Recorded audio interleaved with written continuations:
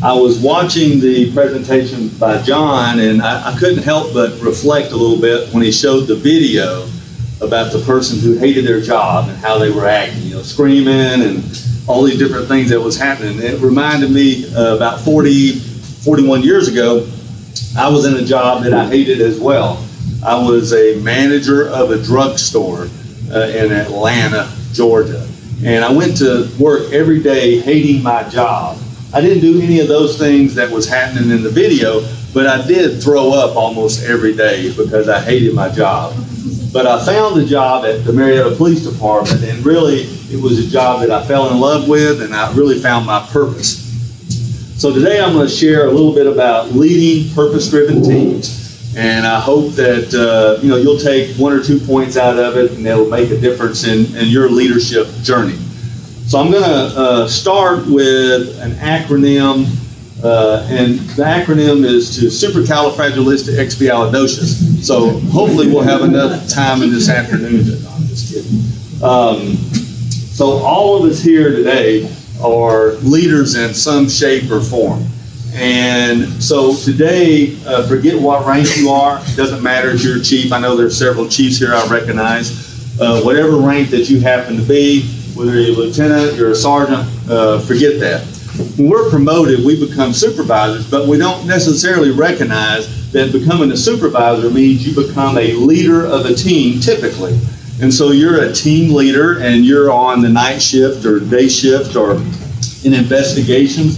Whatever role you're in, you're a leader of a team, and that's what we're going to talk about for a little bit today.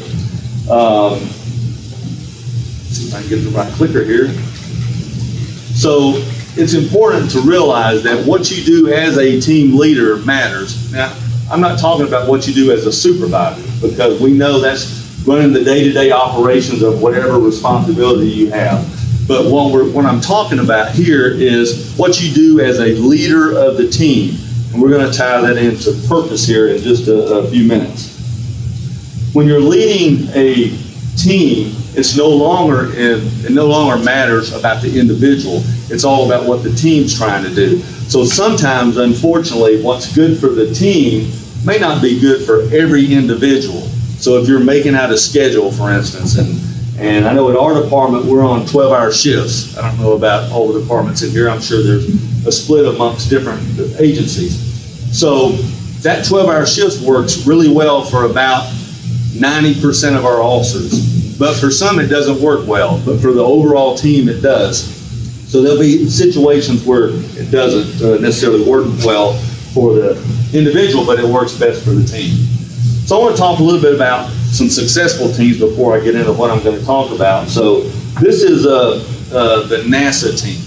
And so they had a big project back in the 1960s. Some of us were around to remember that a little bit. And their goal was to put a man on the moon.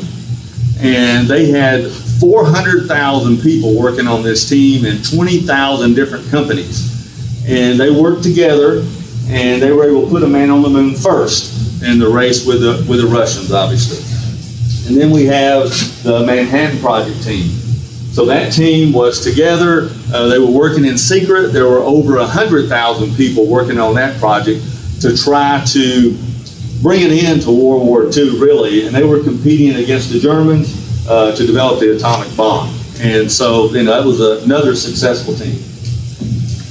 It's been mentioned by several people, Southwest Airlines. They're well known. How many in here have ridden on Southwest Airlines?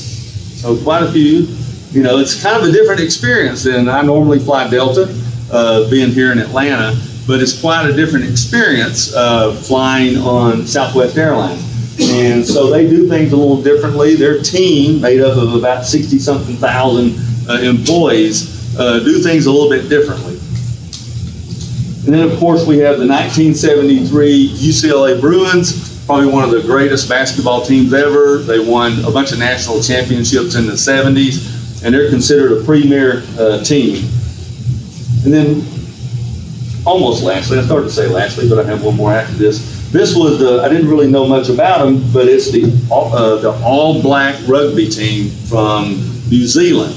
And I don't know much about rugby, but I found out that they They went 10 years and was the #1 team in the world for 10 straight years, and they have a winning percent over 80%, which is phenomenal when you think about it. So that's definitely an example of a winning team.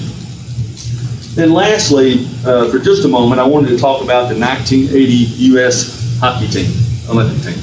I know y'all are probably all familiar with the story that was made into a movie, Miracle on Ice, I believe is the name of the movie, and it was a fantastic movie.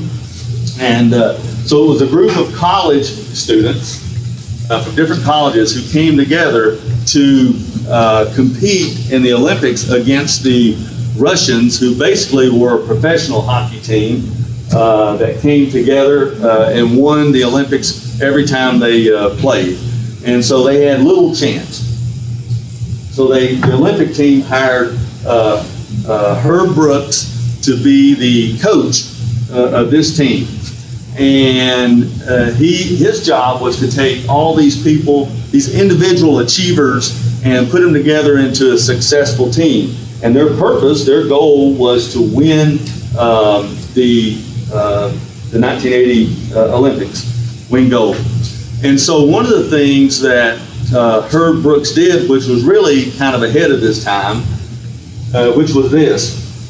This was a quote by a guy named Jim Collins. He wrote a book called Good to Great.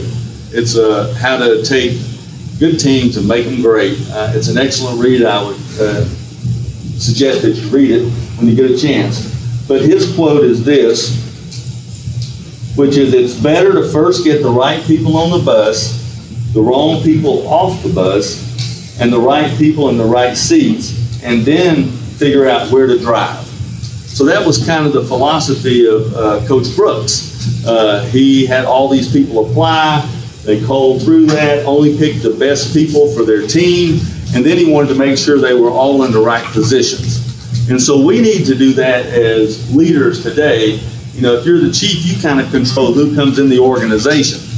And so you're able to, somebody talked about earlier about culture, and you're able to figure out, hire those who fit in with the culture of your department. But if you're leading a team, say a detective team, or maybe a selective traffic enforcement team or whatever, you know, you need to kind of do the same thing. You may have an influence or a say in who comes to that team, and you want people who will fit together, who will work together, and you want to get them on the right seat. So once you've got all that done, you've got a good team assembled, you know, how do you move forward and make them successful and to build purpose within those teams? So a few years ago, some scientists decided to do this experiment. They called it the Marshmallow Challenge. And so what they did was they took this Marshmallow Challenge, and it's 20 pieces of uncooked spaghetti, 1 yard of tape, 1 yard of string, and 1 standard size marshmallow. And they assembled teams of 4 together, and their goal was to build the tallest structure possible in 15 minutes. So that was their instructions. You know, take all of these things you see here on the screen, take 15 minutes and build the tallest structure possible, a group of 4 people. And you had 15 minutes to do it. Oh, I forgot one thing. The marshmallow had to be on top. So obviously the heaviest thing had to be on top. And so a group of different people participated in this. First, you had a group of business school students, you know, very smart people you would think. Then you had a group of lawyers, some great litigators, CEOs, and then a group of kindergartners. And so these teams of 4 came together at different times they replicated this across the country in different cities. And they had them put all of the groups together and assemble this. And who do you think won that challenge? Kindergartners. Anybody have any, and you're right, they did. Anybody have any suggestions or thoughts about why kindergartners would win something like that? A challenge like that? Imagination. That's a good reason. Anything else? No egos involved. It's a good point. Anything else? Simple? Yep, that's true. So they actually, their structure averaged 26 inches. And some of the other ones, the highest they could get was 22 inches on average. And some were even less than that. They were 18 inches. And so this wasn't done just one time and the kindergartners won. As I said, this was replicated across the country in many different areas, and the kindergartners invariably won every time. So there's a little bit in play here, some of the things you're talking about. So the adults, when they got together, they sat there and planned a long time. So they had conversations, hey, should we do? And they would talk about it a little bit, and they would work it out. But really what they were doing was doing some of this. Who's in charge? They were trying to figure out who's in charge. Am I going to hurt somebody's feelings if I criticize their idea, because that's really a stupid idea. And so they had all these adult thoughts going through their head. Kindergartners, on the other hand, they just jumped right in. They started working, they started grabbing stuff, they started putting it together. They would go, that's not right, that doesn't work. And so they did all these things, and because they were able to do that, they were able to build the tallest structure. And so what we learned from that was that it's not necessarily who's the smartest, it's who can work better together as a team. And so in this case, the kindergartners were able to work better as a team, even though they certainly weren't as smart as the other individuals. So how do we apply this to our jobs and what we do?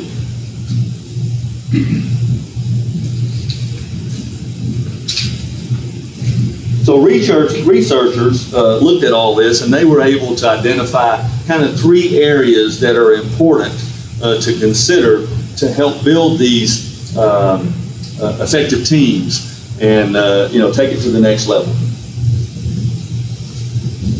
All right.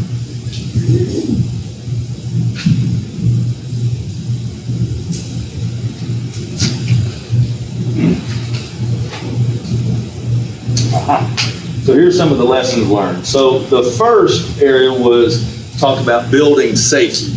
So we're going to get into each of these just a little bit in a minute, but making it so people feel safe in that environment to work, to contribute, to participate. So you want them to feel safe. The second, I think Heather mentioned this, is about sharing vulnerability. So being vulnerable, and I don't mean crying on somebody's shoulder necessarily. We'll talk about what that actually means. And then third, establishing purpose. And of course, that's kind of our theme today, and we'll talk a little bit about that. So first, let's get into talking about building safety. So what does that look like in practice? And I was thinking as I was sitting back there listening to the speakers talk, knowing about what I was going to talk about, how sometimes, and I don't think it's by accident, when you have a bunch of different speakers at an event like this, it's happened to me many times before, it seems like the different presentations have different points in it that plays off each other. And I don't think that's an accident. I think, all of us being people of faith, we pray that this, what we do and what we have to say will work together. And so I think it's done that today. So the first is, listening. We hear that a lot, and people talk about it, how important it is for us as leaders to be able to listen to people. But you can't really overemphasize that, because I think we sometimes say we listen. My wife tells me that I might be listening, but I'm not understanding what she's having to say. And a lot of that has to do with the fact that sometimes when I'm listening to what she's saying, I'm already thinking about my response. And as soon as she's done, I'm ready to deliver my response, and that's really not listening. So when we listen means we give someone our entire focus, and we've set our cell phone down, we've turned away from our computer, we've done all those things. Do you know when somebody's listening to you? They're making eye contact, they're nodding at the appropriate time when you say something. You're getting some feedback from them.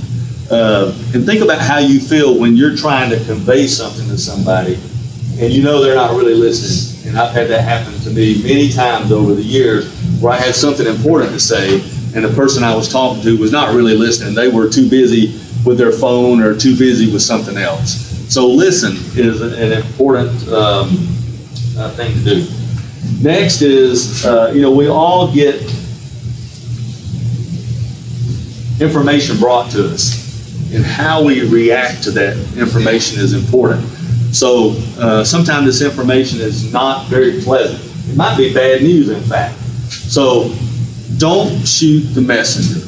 The person that works for you, a person who thought enough to bring an issue to your attention, is someone you should listen to. And I've got a personal story. Back when I was at Marietta some years ago, I had begun to feel like we were having a morale issue at our department. And so I thought it important that I talk to the chief and bring that to his attention, so that maybe my suggestion was that we could do some kind of internal survey to figure out if we were experiencing some kind of morale issue and what it was related to. And so I went to the chief to talk to him about this, and I told him my thoughts, and he turned and looked at me and said, we don't have a morale issue. And I said, sir, here's why I think we do, and I tried to explain it to him. He said, no, you don't understand me. We don't have a morale issue. Okay. And so what do you think that did to me as I probably maybe not want to go back to him with any concerns that I saw, because he really wasn't listening to me. He really kind of, shot me down and told me basically that he didn't want to listen to me say anything. So when people bring you problems, you want to encourage them to do that. I would much rather somebody come tell me, hey, Chief, you're not going to believe this, but we had somebody do this today, to let me know so that we can prepare for it, so we can maybe make sure it doesn't happen again, if we can mitigate it somehow. And so it's important for us to be able to do it. So don't shoot the messenger when somebody comes. Listen to them and take the appropriate action. Next is to say thank you. We don't do that often enough.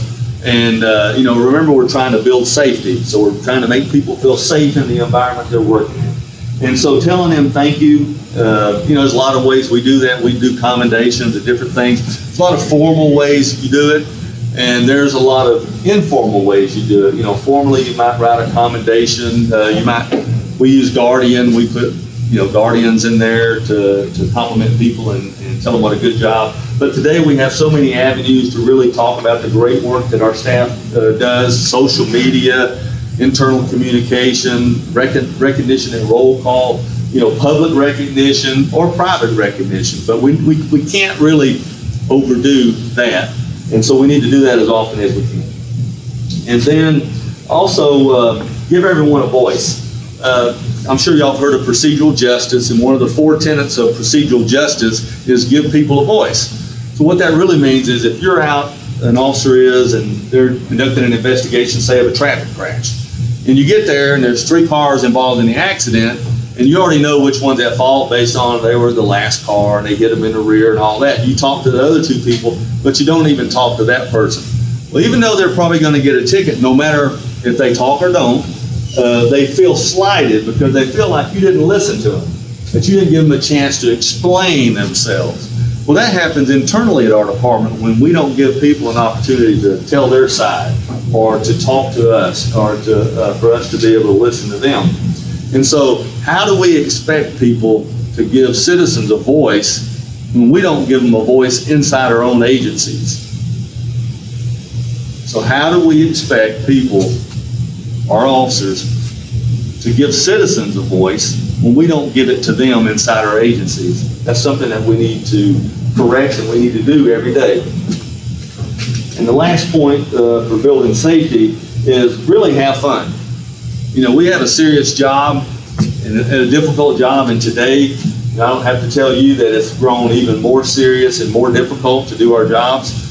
But we need to make it a place where we can have fun. And I know at our department, and Sergeant Clifton's here, and he can tell you, we try to have fun and do things to pull people together, and things outside of work, things at work, and I think it makes it a better place to work. If you go to work every day and you're just work, and you never pause to have fun, then it's not going to be the environment you want to work in. So try to help them. So the next area is to share vulnerability.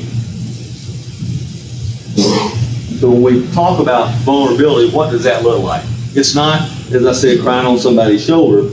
So the first thing it is, admit your failures, admit mistakes. Now we, as law enforcement leaders or police officers in general, we don't like to admit our mistakes. Lord knows we're told, oh, if you do something wrong, don't ever admit it. Don't say that you did something wrong. And in reality, when we admit our mistakes, I've seen that happen so many times, diffuse situations. I can remember many times citizens in Marietta upset at something, and we had handled it wrong, and I can remember having a meeting with them, talking to them, and I admitted it. That took I said, yeah, we didn't handle it like we should have. And over the years, I've said that in many different occasions, and it really takes the steam out of everyone's anger and, oh, well, they didn't expect that. And so I think the same thing is true inside our police agencies. Sometimes we as leaders, we make mistakes. We're human, and we're going to make mistakes. But we don't admit those mistakes. So everybody around us looks at us and says, oh, they made a mistake, but they won't admit it because they're too proud or too whatever.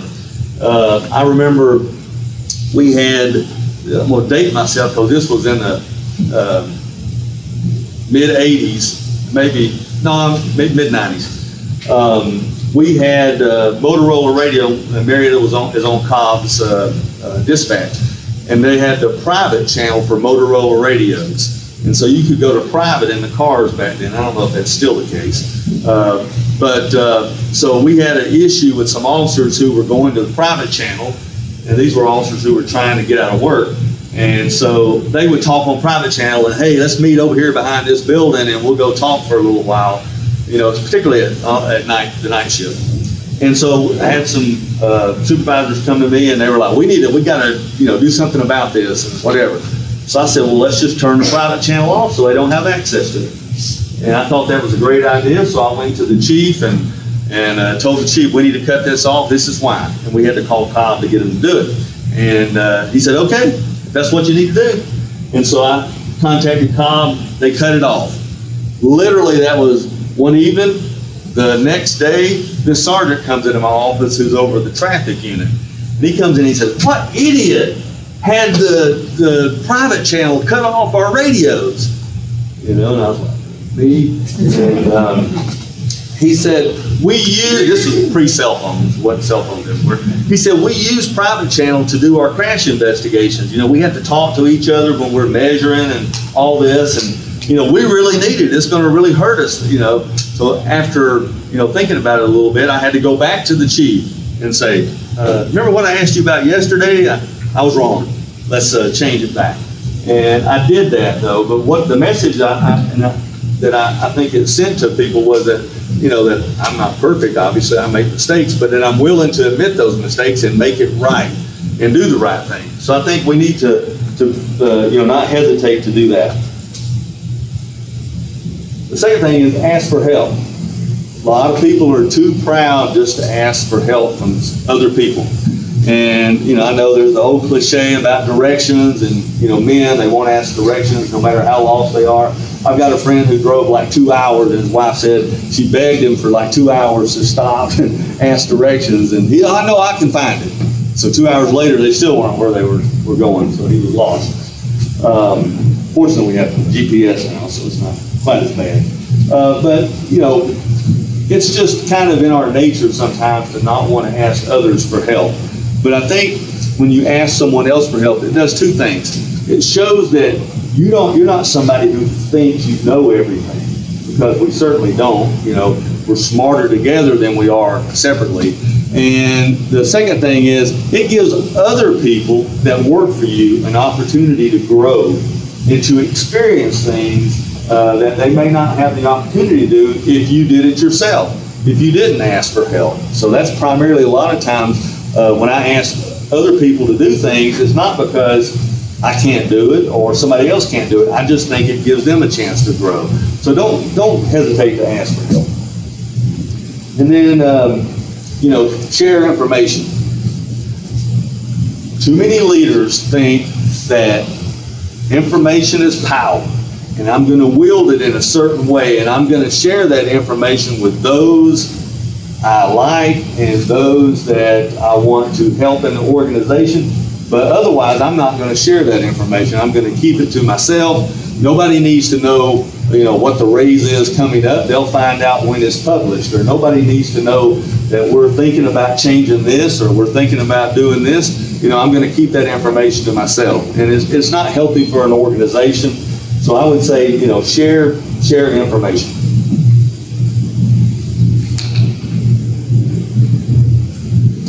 The next area is establish purpose. So we talked about goals. I think somebody mentioned that earlier. So I would say no matter what team you're on, whether you're the CEO of the department or whether you're on the night shift A team or your investigations, crimes against children, crimes against persons, whatever it happens to be, establish 2 to 3 priorities for your team. So somebody else talked about that, I believe, a little bit, but it's important. Don't come up with 10 or 15 because nobody's going to remember those. But if you come up with 2 or 3 solid priorities, say maybe an example for an investigative team might, improve our clearance rate by 10%. So we all know about goals and things like that. They have to be measurable and all those sorts of things. But you want to make those very, very obvious. And not very many, just 2 to 3. Once you do that, over-communicate those priorities. Talk about them all the time. You want to maybe email them, put them in print form, maybe put them on a bulletin board, share them over and over. Because at any point, you could ask someone, what's our priorities? They would know what their priorities are for them. And then you want to measure what matters. So I'm still not got to where I want to be with our evaluations. And I've never been able to find a police evaluation that I've been comfortable with. I think ours is okay, and we've changed it over the years, but it really hasn't got to where we're measuring what's really important to us. And so different agencies, different things might be important to you, like citizen context might be important, but do you measure that? Or is that, when you look at an evaluation, it's not even accounted for? When you look at stats, are you just looking how many tickets they wrote, how many reports they wrote, how many crashes they investigated? Is that what's important to you? So whether you're over a unit or over a department, measure what matters. And then when I was doing some research for this talk today, I ran across this. It was real interesting. So it's use catchphrases was a suggestion. I didn't realize how many businesses use these in their day-to-day operations to keep people motivated, to keep people focused on their purpose and what they were about. So like fair is not an option, could be a catchphrase. But here's some other ones. And I know we, in law enforcement, we have typically a motto. So your agency probably has one. The Dunwoody Police Department says, serving with distinction. That's our motto. But that's a motto. It doesn't say maybe the full width and breadth of what we're about. And so here's some samples from other places. We are all paid to solve problems. Make sure to pick fun people to solve problems with. That's pretty good. The road to success is paved with mistakes well handled. We're all going to make mistakes, but how we handle them is what's important. If you're not growing anywhere, you're not going anywhere. Leave the jersey in a better place. I think that was the all-black rugby team. That was one of theirs. And no shortcuts and no robots. And so in your head, you could probably think of some things that speak to what your agency's about, speaks to what your department's about, or your individual unit or team. And so, one of the things I've challenged myself leaving this conference is to go back and work on that at our department to try to get some catchphrases incorporated into us and what we're about at the Dunwoody Police Department. So think about that for yourself. So again, when we talk about building these great teams, we need to talk about building safety,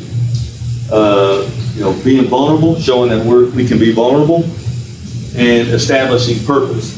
Now, you can do all those things great and still have a problem if you don't address one issue, and that's the bad apples. Every organization has some bad apples. And a lot of times, frankly, what we do as leaders is we put our head in the sand and we don't address it, and we don't deal with it, and we ignore it until it becomes a big problem. And then we've got a big mess on our hands and we're having to deal with it. Whereas if we'd addressed it earlier, we could have stopped it before it blew up into a bigger problem. So for the purposes of this conversation, we're going to talk briefly about 3 types of bad apples. The first is the jerk. And so this is someone who kind of gets on everybody's nerves. You're probably, I know what y'all are thinking. I know who that is. You're putting a name to some of these. And so I'm sure I did that when I was doing this as well. This is somebody nobody gets along with. They seem to be against everything. Just, not very pleasant. Then you have the slacker. So this is the person who, goes out on the call and stays an hour and a half on something that should have took 20 minutes. And someone who drives the other way, takes forever to get there, so somebody else gets to the call before them so they can do the report. And believe me, everybody on the ship knows who it is. They can identify that person. And it's kind of funny. This was a side, didn't really plan to say this, but I think I will. Years ago, we had someone at Marietta who had assessed for sergeant multiple times. And the way Marietta worked was you got a top 7, and you could promote off the top 7. So it wasn't in order. You didn't come out number 1 and get promoted. Top 7. This person had been interviewed multiple times. And when I was a deputy chief, this person had came to me and said, I keep getting interviewed, but I don't get promoted. Why is that? I said, you want me to tell you the truth? Yes. He said, well, because you're the type of person who dodges calls. You don't share you don't carry your share of the workload. Your reputation is that you will do anything you can to get out of a call, and you don't back people up. And this person was kind of shocked. But they took that, what I had to say, went out, totally changed the way that person did work, and it was after I had left, and within a couple of years, that person got promoted to sergeant. And so sometimes we're not honest with people, and we need to be honest with them and say it in a constructive, and I probably said it a lot nicer than I just said it here. And the third one is the downer. So y'all know who the downer is. They come in and, a cloud follows them no matter where they go. And I like to play golf. I don't know that I'd even call myself an amateur golfer. I'm just a golfer. I like to have fun. But there's one guy that plays with us sometimes, and we call him Eeyore, because he just is like, it's hot today. Oh my God, this person is too slow in front of, he's always complaining about something. And I hate pairing up with him in the car, because I'll tell you, I shoot my worst score when I'm playing with him. And so it's the same thing when you're working with a downer. They can just drag you down, and it's terrible. So they were doing an experiment, and so they had these groups of people that were working together, and they gave them assignments, projects that they were supposed to complete. And what the groups didn't know was that they had an actor or a role player going in each group that was acting a certain way. They would go in and act like a jerk. They would go in and act like a downer, and they would go in and act like a slacker. And what they found was that just by putting that one person in the group, it would reduce their productivity by 30 to 40%. Didn't matter if it was the jerk or the downer or the slacker. And so, but they found this one group where it didn't happen. They kept their production up really high. And what they found when they looked a little more closely was the leader of that group didn't allow these things to happen with these three types of persons to go unchecked. So the leader would redirect them, either if they were down or slacking or was even being a jerk, and would redirect them in a positive way without being confrontational. So it's important for you as a leader, when you have these type of people on your team, that you don't let them go unchecked, that you address the issue, that you talk to them, and that, because if you don't, they're going to really pull your team down that you've worked so hard to assemble. So your role as a leader is about bringing your team together, working toward a common goal in an environment where people feel safe to express their opinion and they know they are valued as members of the team. Remember, it's not about you as the leader, it's about them as a member of your team. So thank you very much. I appreciate it.